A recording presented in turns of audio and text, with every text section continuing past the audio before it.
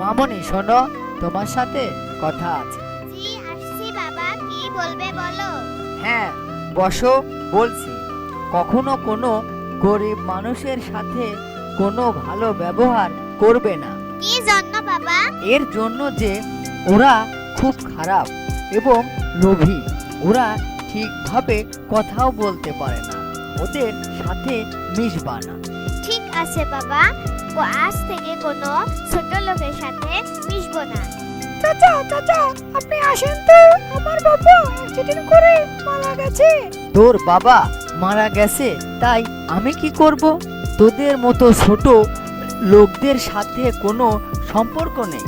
তুই আমার বাড়ি থেকে চলে যা। আমার বাবা মারা গেছে, তার কাফন দাফন করার মতো কোনো আমার কাছে টাকা নেই। কাকা, আপনি যদি আমার টাকা দিতেন তাহলে আমি সেই টাকা দিয়ে। আমার বাড়ি থেকে তুই চলে যা।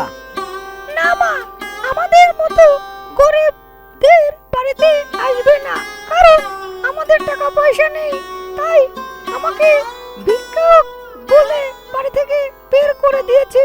ঠিক আছে বাবা, আর কখনো চাচার কাছে যাবা না। তোর চাচার টাকার অহংকার মাটির সাথে মিশে যাবে, আল্লাহ বিচার করবে। ঠিক আছে মা। ভোগলু, হয়তো আমি আর বেশি দিন বাঁচবো না। কেন মা, কি হয়েছে? দাঁড়াও, আমি ডাক্তার আনছি, তোমার কিছুই হবে না।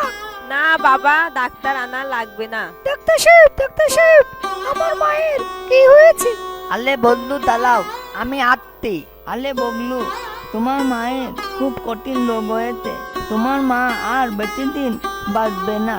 এখন যা যা খেতে চায় তাই তাই খাওয়াও। তোমার আম্মু আর বেশি দিন বাঁচবে না। ঠিক আছে ডাক্তার সাহেব। চাচা, আমার মায়ের খুব কঠিন রোগ হয়েছে। ডাক্তার বলেছে আমার মা আর বেশি দিন বাঁচবে না। আমার মাকে ভালো মন্দ খাওয়াতে বলেছে। আপনি যদি কত টাকা দিতেন তাহলে আমার মাকে আমি খাওয়াতাম। এই ভিখারির বাচ্চা, তোকে না বলেছিলাম আমার বাড়িতে আসবি না? আবার কেন এসেছি?